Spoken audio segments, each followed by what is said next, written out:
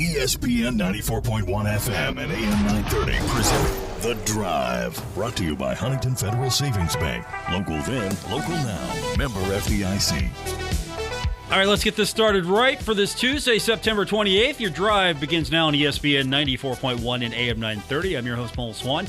You can join the program by calling the White Claw phone lines at 877-420-TALK. That is 877-420-8255. White Claw Hard Seltzer, it is made pure. Our text line is also open this hour at 304-523-2275. Hang on to that number because I'm going to give you an opportunity to win my final pair of tickets for Thursday night football. The Bengals are taking on the Jaguars. I've got 2 more tickets to give you. I'll give you an opportunity to text to win those this hour.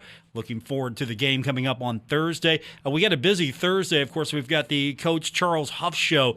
Then we'll have the Bengals matchup with Jacksonville. You got the last 2 number 1 draft picks going at it. Should be fun. Bengals sitting pretty right now at 2-1. I'll say this. They better not get too cocky right now. They better not get too cocky. I know yesterday, I didn't see it until late, but Tyler Boyd was basically implying that the Bengals in that last, let's just say, last few minutes of the game could tell that the Steelers just quit. I wouldn't say that. I wouldn't give the Steelers any bulletin board material for the next game at all. So I would just, again, yeah, you're going to have athletes go out there and say things sometimes they shouldn't. I don't want to put any bulletin board material out there at all. A little harder in the pros to stop those guys, though, than it is in college, that's for sure. Because, again, coaches in the college ranks have more control than they do in the NFL. But with all of that said, we'll give you an opportunity a little bit later on to get those final tickets.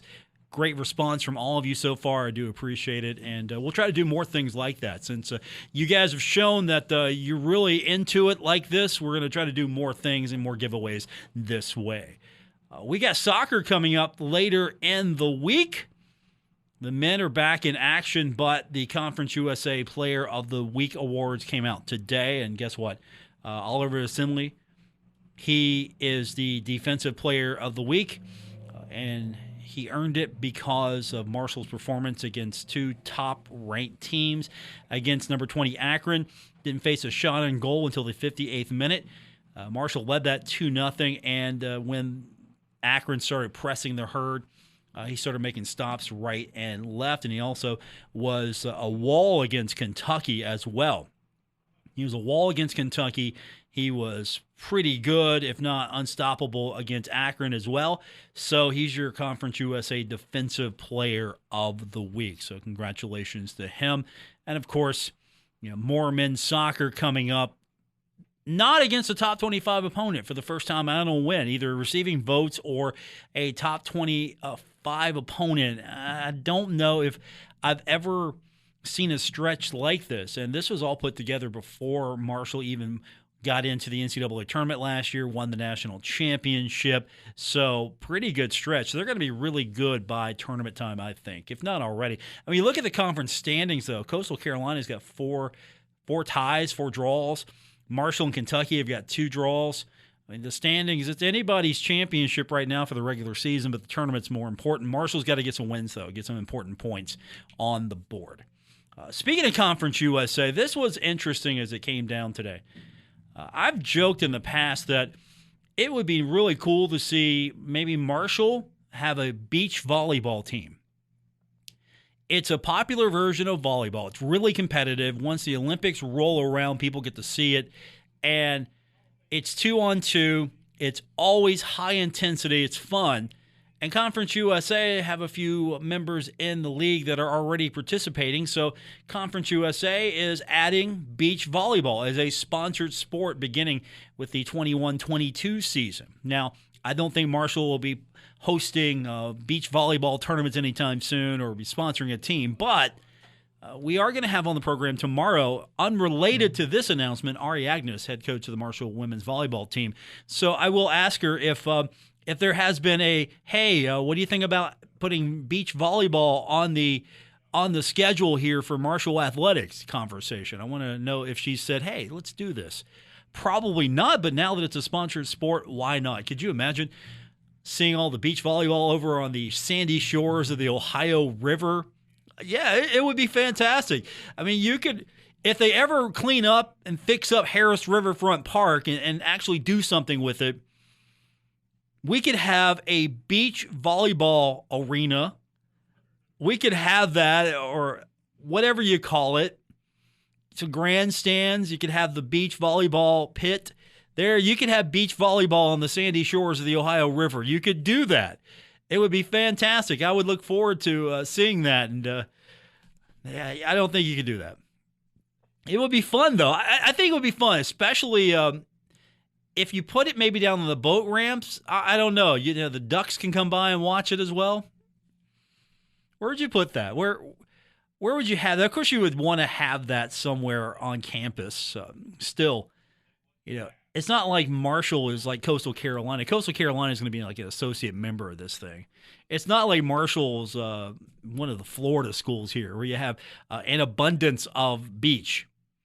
You have an abundance of beach, and you have an abundance of weather that will accommodate that. So, I don't know. Beach volleyball? Sure. I mean, sure that some of the Texas schools could maybe get into that as well. Possibly.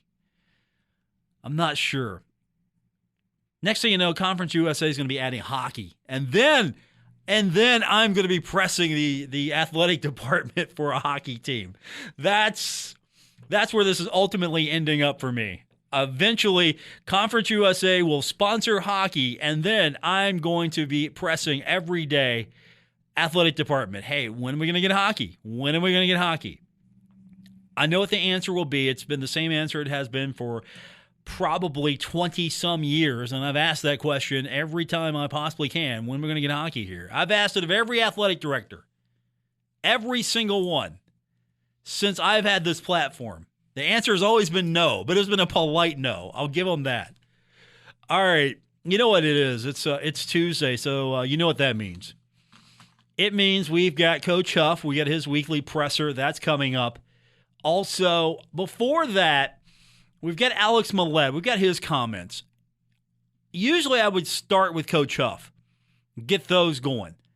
But there's a particular comment during Millett's comments that I want you to hear first, because then Coach Huff is asked about that a little bit later on. And instead of just grouping those together, I'm going to keep Coach Huff separated, but I want to hear Millett first. We're going to find out what he thinks about, well, he's got to go up against, he thinks a pretty good Middle Tennessee defense, so we're going to kind of get that.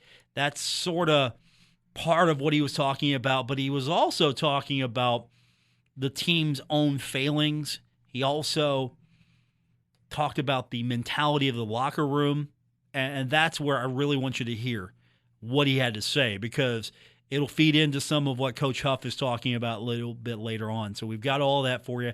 We'll get your phone calls in. You can join the program again. It's 877-420-TALK, 877-420-8255. I am going to fire up as we go to break. I'm going to fire up the text machine. Let's get that rolling. And that number again is 304-523-2275. We're going to get that going. Get your comments. You can comment on anything that we are talking about today.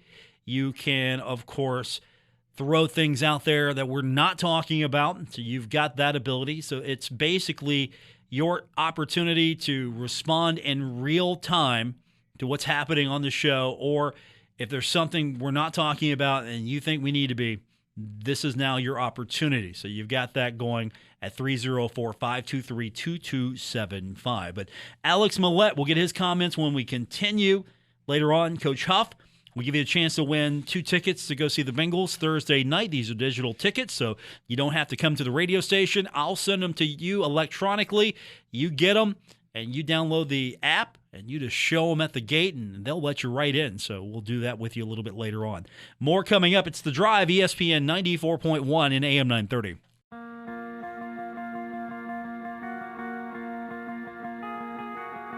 This is The Drive with Paul Swann on ESPN 94.1 FM and AM 930. Brought to you by Huntington Federal Savings Bank, the local bank that's here for every step of your life's journey. Member FDIC. Our phone lines are open, 304-523-2275 for the text, and of course, the good old-fashioned White Claw Hard Seltzer phone lines at 877-420-TALK, 877-420-8255. Texter writes, "Who day?" All right, you're entered. I love it. Just like I'm getting in early right now. I'm putting my entry in now. I'm making it known. I'm going to win those tickets today. So I guess who day's the word. That's the word again today. Let's just keep it simple here. Who day. I'm not going to make you spell it all out. Just who day. That's going to be our entry word or compound word or phrase of the day. The phrase that pays. That's the phrase that pays. Who day. So you can do that at 304-523-2275. I like it. Initiative. Just, I'm getting in now. I'm entering now. You haven't even given me the prompt yet, and I'm entering now. So I appreciate that, listener, for being on the ball in Who Day. All right, let's talk a little herd football with you. Alex Millett had a chance to catch up with that young man earlier this afternoon. Alex is, I think, one of the most thoughtful people on this team. He's been around for a long time. I feel like when I started this show, Woody Woodrum was still a co-host when Alex Millett was on the team. That's how far back we go. I mean, Woody was actually here as a co-host on this show back in the day when he was younger. Now Alex is rolling in old age, and he's still on this team. And he's one to tell you how it is. And he talked about the team's failure just to not finish in the fourth quarter. Yeah,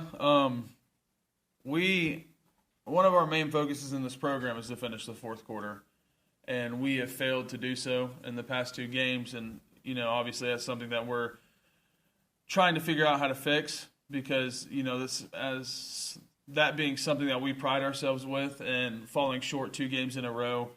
And letting two games slip from us is tough, because we take so much pride in it. And but yeah, I mean, we're focused. We're taking this week with the same approach as every other week. We're going to try to win the fourth quarter. We're going to try to score touchdowns in the red zone, and we're going to try to do everything right that we need to do. But yeah, I mean, the past two games were tough, but all we can do is turn the page and move forward. That's a good attitude. You can't do anything about it now. You mess up, you do something wrong, something doesn't go your way. You have a bad day. The best thing you can do is to learn from it and move forward. And that's what Alex seems to be doing. And again, he's got a lot of experience. He's had a lot of highs and a lot of lows with this team.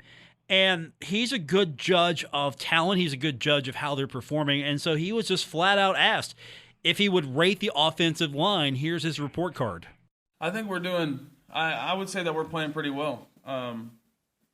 We could definitely improve on giving up sacks, but because we've given up 4 so far, which is not acceptable, but it's okay. We're a unit, and we need to – I think we're playing well, though. We got obviously me and Will have been here forever. We played a lot of ball. You have Kendrick Sartor, who is an older guy, hasn't played a lot, but he's definitely stepped up to the plate, and he's played very, very solid football. Same thing with Dalton Tucker, who been around here a couple years, but he's playing really well. And Logan Osborne is our young guy who has really stepped up to the plate. That's a young guy. That's a young guy that has really got after it. And then you also have a lot of experience also with Sal. So we got 3 old guys, a couple guys that are older but haven't played a lot, and a young guy. And I think everyone knows their role, and we play as a unit, as brothers. We hang out all the time. We do everything together. That's what I think helps us is that we know each other so well. Herd family, right? Hashtag herd family. That's basically the gist of that. And he means all of that. They're a unit. They are brothers. Everything that they're going through, the wins are something to be celebrated. The losses they're suffering through, as many of you probably are as well. Now, here's the comment I really wanted to focus on. He was asked this question earlier just about the mentality of the locker room. I'm going to tell you right now, this is why Alex is probably one of the best interviews on a weekly basis when we get a chance to talk to him, because he's going to explain it to you. He's going to lay it out to you. It's not going to be sugar-coated, and he's going to be really quite candid. Here's his response. It's very candid. We're pissed off. That's what it is. I mean, we have a bad taste in our mouth because we let 2 games slip from us. We really did. It is on us as a team. We all around, all 3 phases, coaching staff. As a whole program, we failed the past 2 games, and we have a bad taste in our mouth. We just need to do. But at the end of the day, we also know that Coach Huff does a good job of teaching us that, you learn from your mistakes. We look at those games and see what we did wrong, but it's time to turn the page. I mean, what is our loss against App State or ECU going to do for us today? The sun's still going to come up. Everything's going to be fine. Yeah, we got a bad taste in our mouth, but at the end of the day, we still got to go play Middle on Saturday. And we can't go out to play Middle thinking about App State, or it's not going to go well for us. We got to turn the page and we got to move on. See, I told you that's what we did the other day. We moved away from App State and we are now moving towards Middle. So he's got the right mentality. I mean, bad taste in your mouth. We're not happy about it, but we got to go take care of business against Middle. And Middle's a tough place to play. It's a tough place to go and play because of, Middle's been very successful against their herd there. Now, you remember, if you're an older herd fan, you're an old school herd fan, first time these 2 teams met was in the 1AA playoffs in 1992. Marshall wins that, meets them in 1994 as well, in late November, beats them 49-14. And you don't see Middle Tennessee until 2013. You get into Conference USA. And Middle wins. First matchup was in Murfreesboro. Marshall wins the next year in 2014. Then the herd goes back in 2015 to Murfreesboro. Middle wins again. Now Marshall gets a streak going, beats them in 2016 in Huntington, goes to Murfreesboro, and wins in 2017.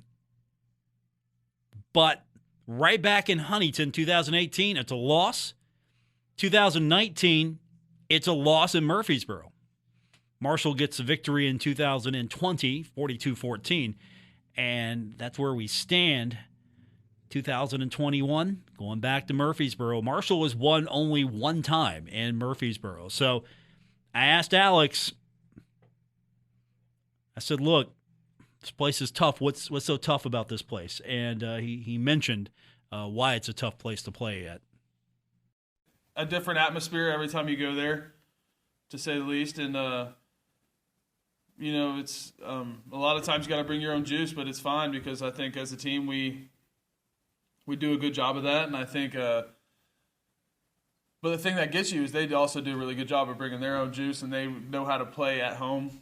So we got to make sure we bring our road focus when we go to play them. I like that, road focus. Got to bring the road focus. It's a good term for that. And, yeah, you're going to need to bring the road focus because you need this win. You're 2-2 overall, but you get to hit the reset button. You're starting out 0-0 in conference play. The Blue Raiders are 1-3. They've lost 2 in conference already, so they definitely want this game. They need it if they want to have any chance of being competitive in the rest of league play. Trying to get bowl eligible as well. I know you're 4 games in, you're already thinking, okay, do we have enough wins? Can we get to bowl eligibility?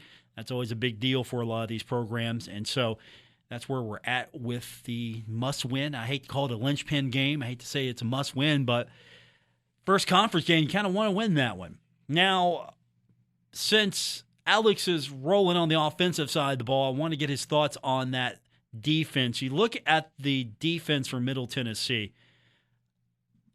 good question about them is how are they put together?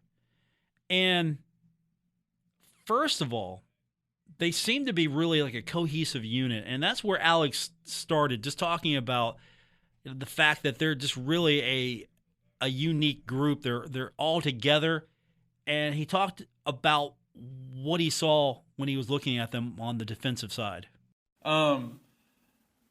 They have the same ID, I guess, on defense. They do different things than they are known for from the past, but they're a hard-nosed, a team that's going to fight you to the end.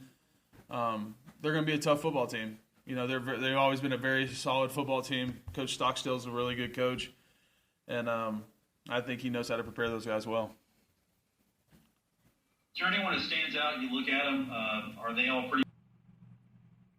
So one of the things that came up when we were talking to him was the fact that you look at the defensive players for middle, the safeties of all units, of all groups, the safeties are the leading tacklers.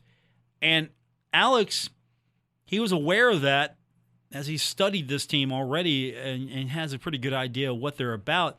And he talked about that they're just pretty good players back there. That's why they've got the most tackles. They're a really good unit.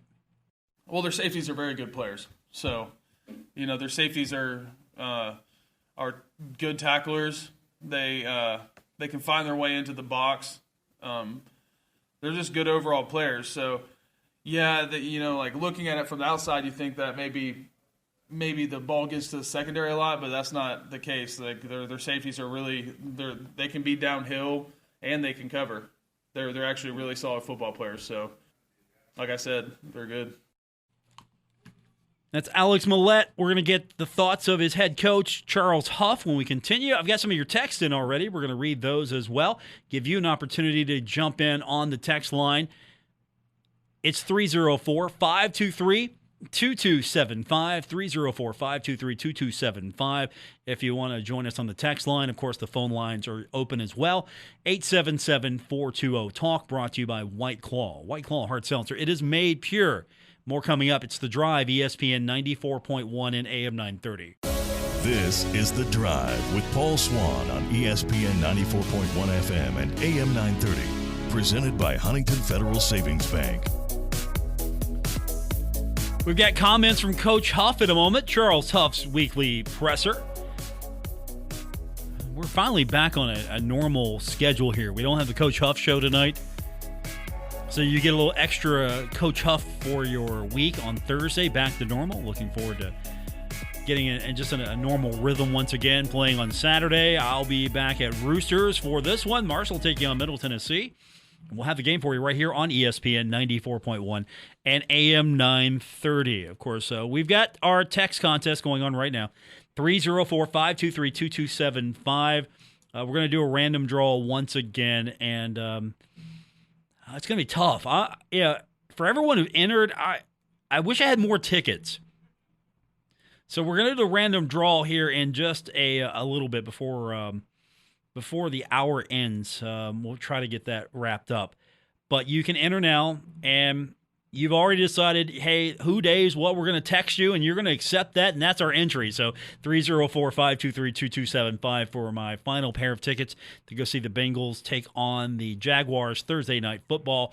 If you can't make it, we got it for you right here on ESPN 94.1 at AM 930. All right, some text response to some of the things we talked about. Texter writes, who day? Okay, you're entered. Also, I don't think you're alone in fantasizing about a Marshall hockey team. Come on, Herd Hockey? That would be awesome. Herd Hockey, and no disrespect to all the club hockey teams in the past, but I'm in charge of uniforms. No disrespect meant, but I'm in charge there. We're going to do this right for once. It's going to be nice. Can you imagine? If I could get, if I could get some grant money like they're proposing to use for the baseball park there, some of the America's Care Act's money, I believe. If some of the Recovery Act money is going towards cleaning up the site for the baseball park. If we could get some of that cash over and get a hockey arena built, some ice, I say we probably 3,000 seats is all we need. Maybe keep it modest. Yeah, I don't. Yeah, 4,000, 3,000 is all we'd need. I don't know. It's not going to happen in my lifetime, but yeah, it's fun to talk about. Also, Texter writes, don't want to poo-poo beach volleyball, but that is the problem. Ducks can fly over fences. Have you seen what Canadian geese can do? Yuck, yuck, not quack, quack. That's good. That's a good text. You can join us as well. 304-523-2275. That's a good one right there. All right, let's get to the Coach Huff. Marshall taking on Middle Tennessee. It's the new coach, Charles Huff, taking on the old veteran coach himself, Rick Stockstill. It's going to be in Murfreesboro, 7 o'clock. It's going to be, I think, a fun game. It's also their annual blackout game. It's definitely going to have a little bit more juice, as they say, a little bit more energy. And we start off with Coach Huff talking about their quarterback, Chase Cunningham. And what's so special about this kid? Well, made his first career start last week at Charlotte, and it's regarded as the best first start in school history. That's how good it was. He set personal best in every passing category. He went 28 for 40 for 379 yards and 5 touchdowns. The 379 yards went down as the 9th most in a single game and the most ever for a first-time starter. His 5 touchdown passes ranked tied for second most in a game and tied for the 4th most in the NCAA this season. He also hit 5 different receivers. That's pretty good. That's spreading the ball around. So that's what that kid's about. Here's Coach Huff talking about Chase Cunningham. Yeah, man. I know they had a quarterback change or a situation happen there, and this young man came in. He's done a really good job, man. He's scrappy. He's creative. He's tough. With their system, he distributes the ball well, gets the ball out quick. Does not hold on to it well, is athletic enough to when a play breaks down to create. His receivers and tight ends do a good job even when things break down of still staying alive, which creates some scramble opportunities. I think he's done a phenomenal job managing the game. He plays with passion, energy. You can see he gets excited. He's not a guy that kind of just crumbles as the game goes on. He gets better and better and better. It's going to create a lot of challenges for us. He doesn't hold on to the ball very long. So one of our strengths, obviously, is our D-line and our pass rush. But when the ball comes out that quick, you don't get a lot of time to get home. So we got to do a really good job in our coverage of really competing with guys on the edge and the perimeter. And then we got to do a great job with our D-line of getting our hands up, getting to the quarterback when we can, and being able to get him on the ground because he can athletically make some plays with his legs as well as his arm. That's Coach Huff's evaluation of that young man, Chase Cunningham. Now, flip side of that, what's that Middle Tennessee defense all about? And one name you're going to hear a lot leading up to Saturday is Reed Blankenship. Right now he's got 39 tackles. He's got 3 tackles for loss. He's got 3 sacks, but he does everything for Middle Tennessee. And here's Coach Huff's evaluation of that Middle Tennessee defense. Yeah, I think they're really consistent. Coach Schaefer's done a really good job. He's been there for a while. He's done a really good job. They're consistent. They don't have many bust. There's not too many guys running wide open down the field. There's not too many times that you see a run play just rip. Guys are in their gaps. I think they play hard. I think their D-line is strong. They do a really good job of pressing back offensive lines. Their safety, he's been there for a while. He does a really good job. Blankenship, he's kind of like their leader, the veteran on the back end. He's active in the run game and in the pass. Really good tackler. And you can tell that they've been running their system for a while. I think, when you look at us, you can tell, especially defensively, that we're in a new system. And sometimes that creates some challenges. But when you look at them, you can see the consistency in what they're doing. They're all on the same page of how they're trying to attack offenses and defend certain plays and schemes. And you can see that in how they play. Let's get into some of the mechanics going on with the Thundering Herd. One question was asked of just the problems in the fourth quarter. Bluntly, the question was like, hey, what's this going on there? And so Coach has some reasons for what's happening in the fourth quarter, and I'm going to give you a hint. Some of you are saying that the team comes out, they're looking gassed, they're looking fatigued. He's saying it's not fatigue. Yeah, I know everyone that sits in the stands and watches on TV is like, oh, we're tired in the fourth quarter. I don't necessarily see that on the field. And let me explain. When people say tired, I'm thinking physically tired, which to me looks like guys with hands on their hips, guys taking a knee, guys cramping, guys just no energy. What it appears to me and what I talked about to the team is in these last two games, we have emotionally tired. When you play in these types of environments, there's ebbs and flows to the game. So there's highs and lows. Well, when you have highs and lows, you got to be able to control your emotional conditioning as well as your physical conditioning. Physical conditioning, if you asked our guys to go out and run a mile, they'd run a mile and they'd look at you like, okay, what's next? If you said run 2 miles, the D lineman may say, well, what a minute, 2 miles. But physically, I think we're fine. I think where our issue has been is emotionally with the ebbs and flows of competitive games. We've got to control our emotional conditioning. You take a look at that game. They come out, do a really good job. They go down the score. It's kind of back and forth. And then we hit a big kickoff return. Well, that's an emotional high. Well, they come back, do a really good job. We had some opportunities to get off the field on third down. We felt we were playing really good coverage. We got some pass interferences called, which allowed their drive to continue. That's an emotional low. So the ebbs and flows is what you got to be able to maintain. And when you look at championship caliber teams, they're able to control the ebbs and flows of those types of games.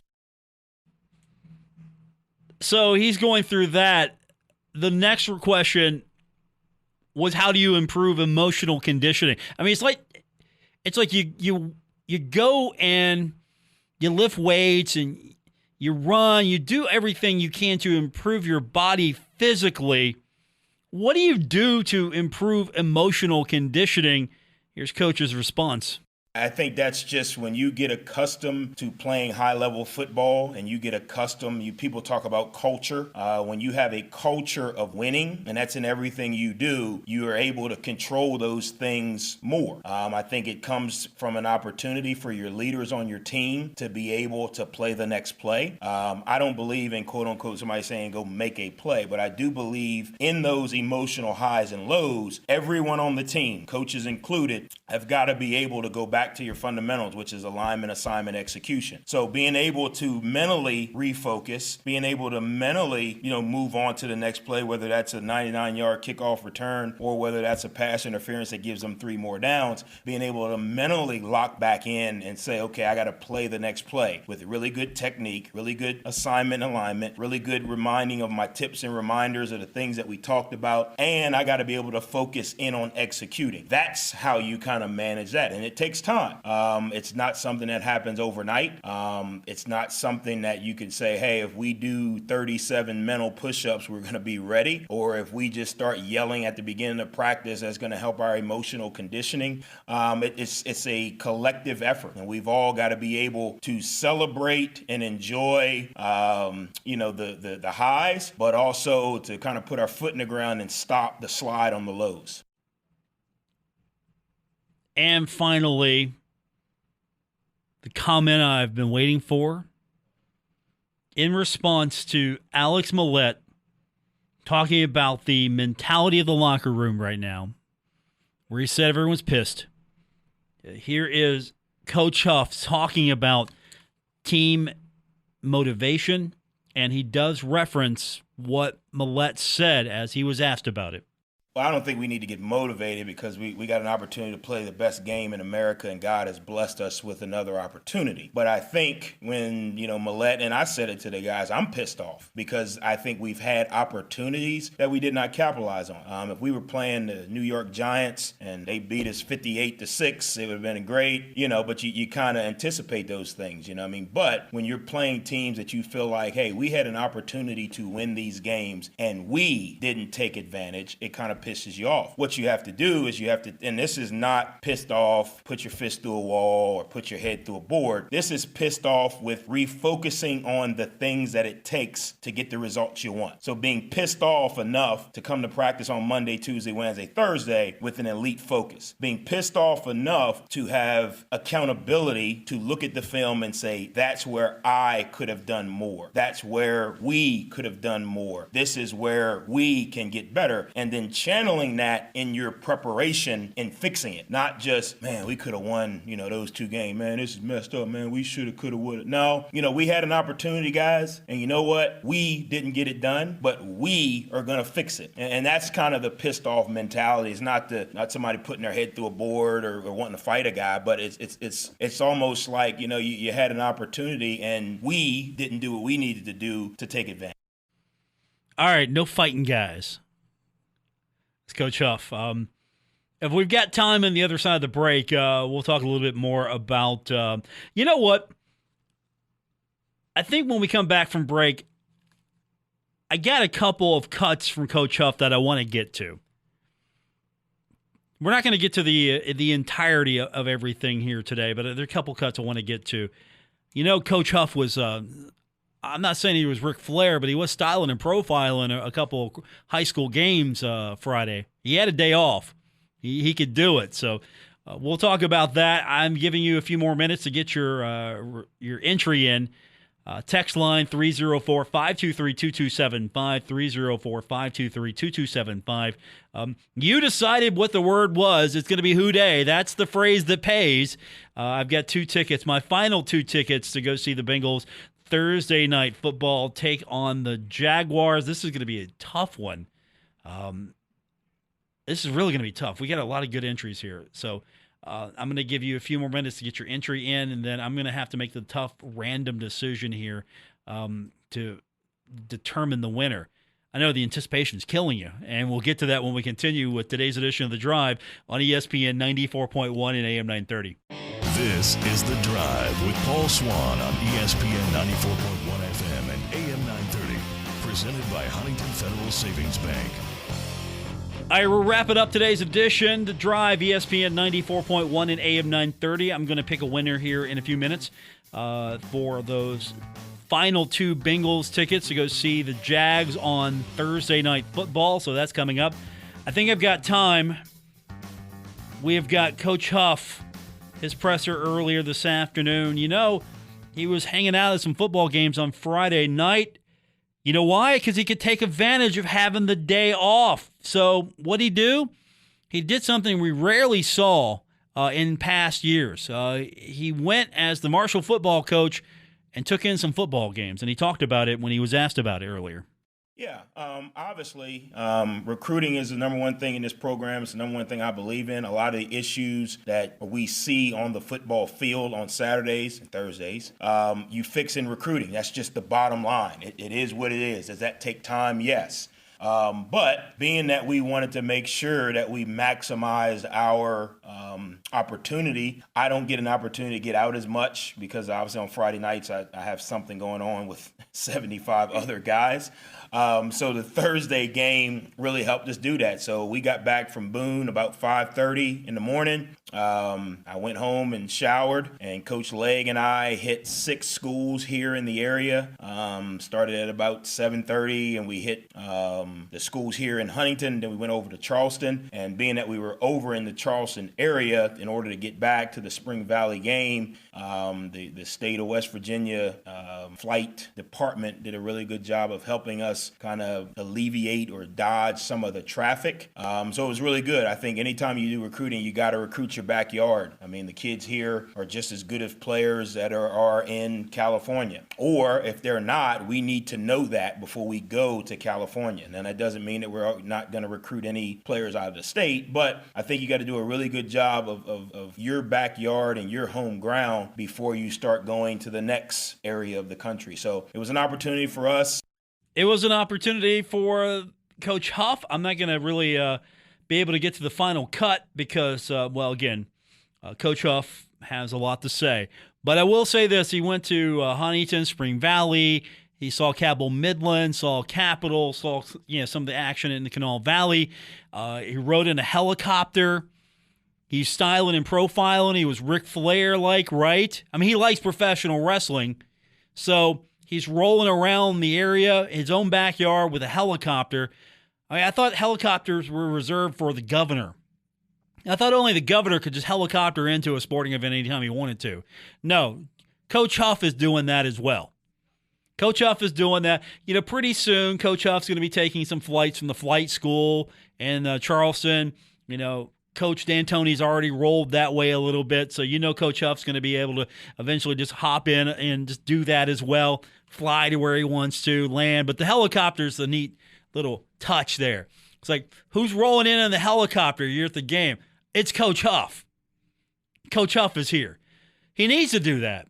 He absolutely needs to visit every high school he can, and when he has an opportunity in this region, he absolutely needs to. Just because it's going to pay off somewhere. You might not get every kid. Each kid's going to be different. You're not going to win every recruiting battle, and really, I don't know if it's a recruiting battle as much as making sure that kids are aware of what their options are locally. And I don't think we've seen a good effort in the past. If it was happening, it really wasn't visible. But now it's visible, and he's making his presence known. And I think it's good for these young men in the state to know that they have some opportunities, because you got a really good coach in Morgantown that will pay attention to local talent. And now you have a coach in Huntington trying to build his program in Charles Huff, and he's paying attention to local talent. It benefits these kids more than anything. And so if a kid chooses Marshall, it's because he knew he had an option at Marshall. If a kid chooses West Virginia, it's because he knew he had an option at West Virginia.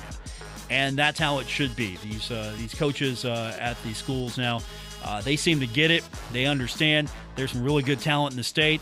And it's good to see Coach Huff out. And you know what? Neil Brown, it's good to see him out when he's about as well. I mean, basically, he's recruiting Spring Valley. It's good talent in Spring Valley, man. I would recruit there too. If I was Neil Brown, I'd be there every week if I could. There's some good talent out there. Timberwolves are in action this week, by the way. I don't know if you knew that. Taking on Huntington. That should be a fun one. We'll talk about that later on in the week. That's going to do it for this edition. All right, I'm going to randomize one of these numbers. I gotta figure out who wins. If you get a text, you won. WRBC Huntington, W231BS Huntington, broadcasting from the Oscars Breakfast Burgers and Brew Studios. This is ESPN 94.1 at AM 930.